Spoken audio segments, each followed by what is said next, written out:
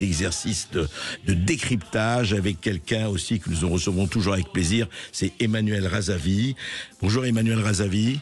Bonjour André, merci de me recevoir.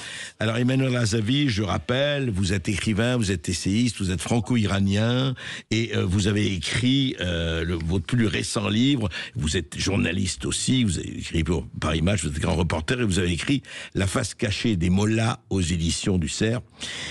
Emmanuel Razavi, alors pour vous actuellement, ce qui se passe, on voit un peu effectivement missiles iraniens, fusées iraniennes, Israël dit va répondre lourdement. On est en pleine phase ou effectivement en pleine guerre, dans l'œil du cyclone peut-être. Comment vous analysez cette situation ? Alors, je vais essayer de vous donner des réponses qui sont assez factuelles. La première chose, ça va prolonger ce que disait votre intervenante. 71% des Iraniens aujourd'hui sont contre le régime.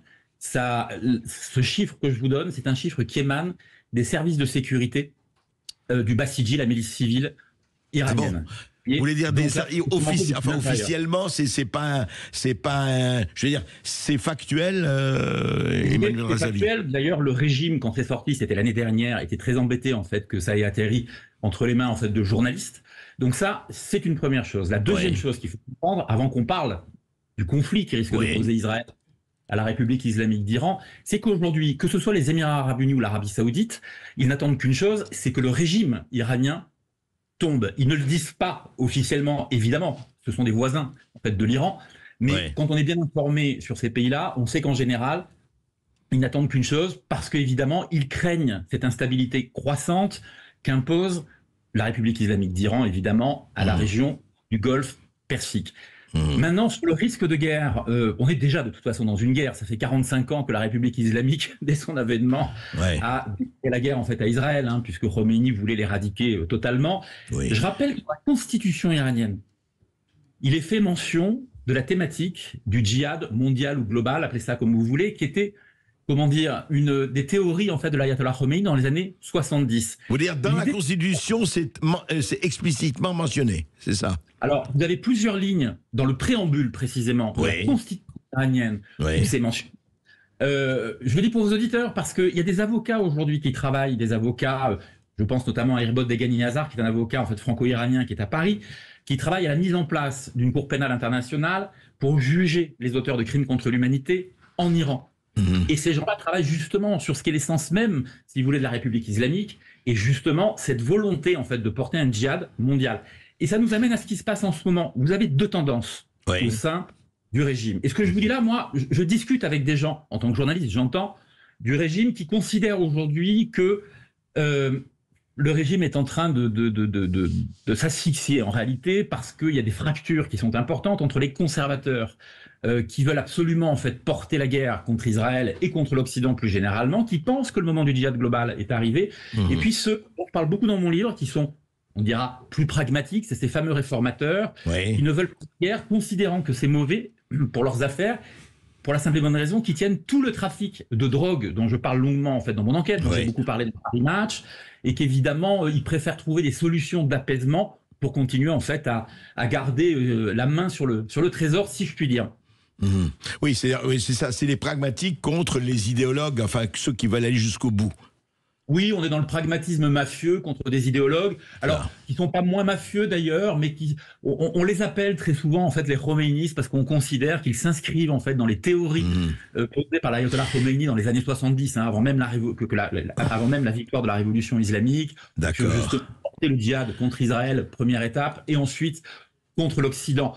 Ils disent très souvent d'ailleurs next is west, c'est-à-dire la prochaine étape après Israël-Palestine, ce sera l'Occident. Et je pense quand même qu'il faut les écouter. Et je voudrais dire une chose pour que ce soit très clair pour vos auditeurs. Moi, en tant que grand reporter, quand je fais mes enquêtes pour Match, et vous le savez André, je fais en sorte de donner la parole à tous les camps. Mais bien sûr. Ce que je vous raconte là, c'est des gens au sein même du régime qui donnent ces informations-là, qui sentent que le régime est en train de vaciller. Donc c'est aussi important de savoir de quoi on parle, et important en fait, voilà, de le dire pour être très clair. D'autant que c'est de plus en plus sourcé, tout ce que je vous raconte là, notamment par les services de renseignement occidentaux, évidemment, qui ont aussi ces informations. Alors justement, Emmanuel Razavi, là aujourd'hui, donc, on sait que le régime iranien, le Hezbollah, effectivement, ça a été évidemment une excroissance, et on parle beaucoup des proxys. Vous savez, en fait, on disait que l'Iran fait la guerre par Hezbollah, Hamas et autres interposés. Aujourd'hui, on a vu ce qui s'est passé, et qu'aujourd'hui, je ne dirais pas que la guerre est ouverte entre l'Iran et Israël. D'ailleurs, l'Iran dit lui-même, enfin le régime iranien dit qu'il ne veut pas la guerre avec Israël, mais en même temps, Israël est allé tuer Ismail Haniyeh, le leader du Hamas, en plein Téhéran. Il y a eu les problèmes des vols de documents sur les centrales nucléaires iraniennes, etc., etc., etc. Est-ce qu'aujourd'hui, en fait, en dépit et au-delà des déclarations des uns et des autres, est-ce qu'on va, pour vous, vers une guerre ouverte, quand la guerre ouverte d'Israël dit « nous allons refrapper l'Iran, effectivement », puisqu'ils nous attaquent, etc. Est-ce qu'on va vers ça, et on n'est plus, en fait, il y a toujours les proxys, le Hezbollah, on voit bien ce qui se passe au Liban, mais est-ce qu'on va vers quelque chose qui est à la fois plus global, à votre avis? Alors, en tout cas, on n'en a jamais été aussi près, André. Après, il y a des questions qui sont des questions, je dirais, pratiques. C'est quelle est la puissance militaire, en fait, de la République islamique d'Iran? J'allais vous demander, les armes, la parole des armes. De ses alliés, et vous l'avez évoqué tout à l'heure, la République islamique d'Iran, aujourd'hui, elle n'a pas la puissance de feu pour faire face, si vous voulez, à Israël et son allié américain. En revanche, il y a quand même des points très forts. D'abord, il faut savoir que l'armée iranienne, elle est très bien formée, que l'armée Ils sont combien? L'armée iranienne, c'est combien d'effectifs? L'armée iranienne, c'est 400 000, enfin, ce qu'on appelle Artesh, l'armée nationale iranienne, si vous voulez, c'est 400 000, en fait, hommes, avec une capacité de la montée vraisemblablement jusqu'à 600 000 avec des réservistes. Et vous avez aussi le corps des gardiens de la Révolution, qui compte en force, je dirais, constante, à peu près 180 000 hommes. Voilà, plus aussi une capacité, en fait, à mobiliser. Donc, c'est une armée quand même qui est importante, mais elle ne dispose pas vraiment de capacité de projection. Son point fort, il y a deux choses. Ce sont les missiles, évidemment, et on l'a vu il y a quelques jours, les Iraniens construisent leurs missiles, donc ils sont capables de taper, évidemment, Israël. Ils sont un deuxième point fort, si je puis dire, c'est la force Al-Quds. La force Al-Quds, c'est une unité d'élite. Al-Quds du nom de Jérusalem, c'est ça, Al-Quds. Du nom de Jérusalem, absolument, vous avez raison, qui est une unité d'élite qui est en charge des opérations extérieures du corps des gardiens de la Révolution. D'accord. Et elle a plusieurs spécialités, elle a plusieurs branches, la force Al-Quds, mais notamment la guerre asymétrique, avec l'infiltration aussi de commandos, par exemple, en Israël, depuis en fait les pays frontaliers d'Israël. Elle a le terrorisme, elle a commis énormément et organisé et commis énormément d'attentats terroristes depuis une trentaine d'années, depuis grosso modo en fait qu'elle existe. Elle est très forte en matière de cyberguerre. Elle est formée notamment dans ce domaine en fait par les services de renseignement en fait russes. Donc elle a un niveau, je dirais, de compétence qui est extrêmement en fait et elle fait aussi de l'ingérence. En fait, Al-Quds forme des agents d'influence qui sont souvent iraniens, mais pas que. Il peut y avoir des Libanais parmi eux, des Irakiens, qui sont très souvent envoyés en fait dans des universités européennes. C'est le cas en Espagne, par exemple. C'est le cas en Angleterre. C'est le cas en France. Au mois de juillet, début juillet, vous avez Bachir Biazar, qui était un agent de la force Al-Quds, qui a été arrêté par la DGSI, qui a été expulsé en fait de France parce que en juillet dernier. Oui, au début juillet. Il a été arrêté à la fin du mois de mai. Il a été placé en centre de rétention et au bout d'un mois et demi, il a été expulsé. Il vivait à Dijon, au cœur de la Bourgogne, où il était chargé de surveiller les opposants iraniens. Il y a une forte communauté iranienne là-bas, mais aussi de faire de l'infiltration dans le milieu universitaire. À Dijon, il y a des grandes facs. Ah oui, d'accord, carrément, oui, infiltration d'université, d'institutions, etc. Donc ça c'est Al-Quds qui organise ça. Donc ça c'est Al-Quds qui forme ses agents en fait. Donc c'est la branche, je dirais, renseignement en fait de cette organisation Al-Quds qui dépend du corps des gardiens de la Révolution. Et il faut bien avoir à l'esprit que c'est réellement une force d'élite surentraînée et vraiment formée au terrorisme en même temps en fait qu'à l'ingérence et aux opérations, si vous voulez, d'infiltration. Emmanuel Razavi, restez avec nous. Juste, on a le temps d'une petite pause et nous allons continuer. C'est absolument passionnant parce que ce qui se passe encore une fois au Moyen-Orient nous concerne complètement, ne l'oublions jamais. Et vous avez une question, une réaction, n'hésitez pas à nous appeler au 0826 300 300. Notre antenne vous est ouverte. Sud Radio, votre avis fait la différence. On parle déjà des représailles, etc. Et on parle effectivement au niveau du Moyen-Orient de cette guerre par procuration, de ce Liban qui assiste, hélas, et c'est terrible parce que pour des tas de raisons, c'était vraiment le Liban qui était, comme on disait, la Suisse du Proche-Orient il y a une quarantaine d'années, une cinquantaine d'années, qui est un Liban de tolérance, de liberté, d'ouverture. Enfin, on voit ce qui se passe et ce qui est passé. Comment vous voyez évoluer les choses ? Alors, comme je vous le disais, on n'a jamais été aussi près de toute façon d'un affrontement. Après, il y a une chose qui est importante, et vous le savez mieux que moi concernant en fait le Liban. Le Hezbollah n'est pas un proxy en fait comme les autres en fait de l'Iran, parce que le Hezbollah a été créé en 82 par un dénommé Ali Akbar Mohtachamipour, qui était un ami proche de Khomeini, et qui a reçu pour mission par décret de créer la réplique iranienne des gardiens de la Révolution au sud Liban. C'était ça, en fait, c'était sa mission. La première étape, je dirais, du Hezbollah. Donc, le Hezbollah, moi, je me souviens, jeune journaliste, mais vous l'avez peut-être vu aussi, vous, au Liban, j'allais dans les villages tenus par le Hezbollah au sud Liban, j'entendais parler le persan. Vous savez que je suis d'origine iranienne, et je ne comprenais pas pourquoi j'entendais parler le persan, et en fait, c'était des gardiens de la Révolution, tout simplement. C'était en 82 déjà, hein, c'est ça?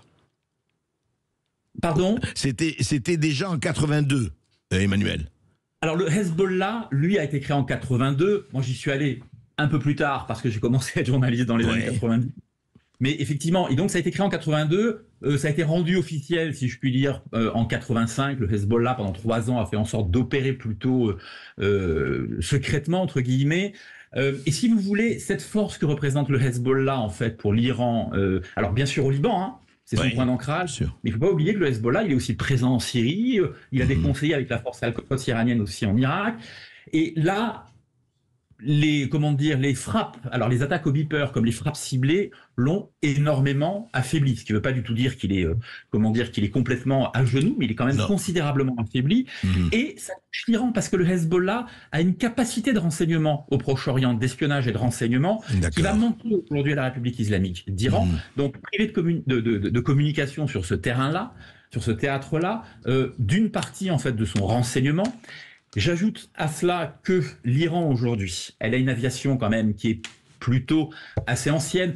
Elle a racheté un peu de matériel ces dernières années, mais globalement, majoritairement, son aviation remonte aux années 70, 80.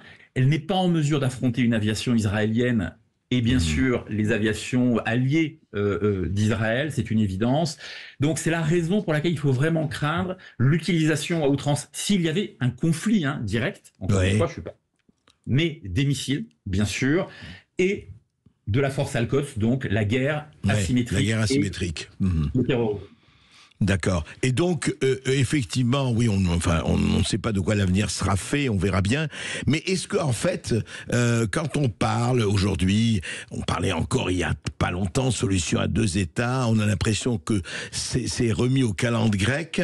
Mais est-ce que vous croyez que les pressions extérieures, on en parlait un peu plus tôt avec Caroline Galactéos, mais est-ce que les pressions extérieures, Emmanuel Razavi, pour vous, peuvent jouer, quand je dis pression extérieure, aussi bien de Russie, Chine, États-Unis, évidemment, on sait chacun, et sans parler du Golfe, est-ce que les pressions que ces pays peuvent exercer sur les protagonistes peuvent les amener à un peu peut-être ralentir la parole des armes ou pas, à votre avis ? Alors moi j'ai le sentiment que le contexte a beaucoup évolué ces dernières semaines et qu'il va être très difficile d'arriver à faire pression sur Israël parce que je crois que le Premier ministre israélien l'a dit, de toute façon il va y avoir une riposte.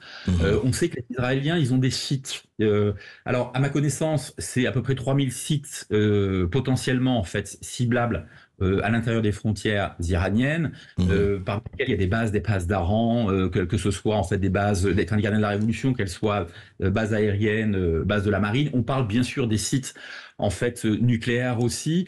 Je crois que aujourd'hui Israël a compris une chose, c'est qu'elle joue en fait sa survie et que le nœud du problème en fait est à Téhéran. Donc je vois mal, mais je peux me tromper, je vois mal comment on pourra arrêter Bibi Netanyahou. Vous l'avez rappelé, du côté de la République islamique d'Iran, c'est pas aussi simple que ça. Tout le monde ne veut pas aller à l'affrontement, je vous l'ai dit, il y a vraiment autour de Khamenei, du bureau de Khamenei, il y a vraiment 2 courants qui s'opposent, c'est pas si simple. Et puis, vous l'avez bien dit tout à l'heure, André, il y a une contestation populaire à l'intérieur de l'Iran dans un moment où la crise économique en Iran est terrible, vous avez un Iranien sur 2 qui vit en dessous du seuil de pauvreté, vous avez 2/3 du territoire qui n'a pas accès ou quasiment plus accès en fait à l'eau potable. Vous voyez bien, une population dont l'âge moyen est 32 ans. Une jeune, bien sûr. Voilà, qui réclame la chute. Moi, je le vois bien, je suis abonné à plein de réseaux en fait sociaux iraniens, je parle avec Téhéran quotidiennement, et je le répète pour vos auditeurs, hein, je parle à tous les camps. Réellement. Quand j'ai écrit mon livre, vous l'avez vu, je me suis fait un devoir. C'est normal, plus grand reporter, d'aller parler à tous les camps. Ce que l'on voit aujourd'hui. Tout à fait. La République islamique est réellement fragilisée en interne. Si elle ne l'était pas, et c'est pour ça que je veux bien expliquer que c'est pas la méthode Coué, comme le disait votre interlocutrice, d'accord, il n'y aurait pas eu un assassinat à Téhéran le 31 juillet. Tout à fait, Ismail Haniyeh, comme il s'est passé. Emmanuel Razavi, merci beaucoup. On va continuer à parler de ça. Là, nous arrivons en fin d'émission. Mais merci pour vos éclaircissements. Je crois qu'on va suivre tout cela.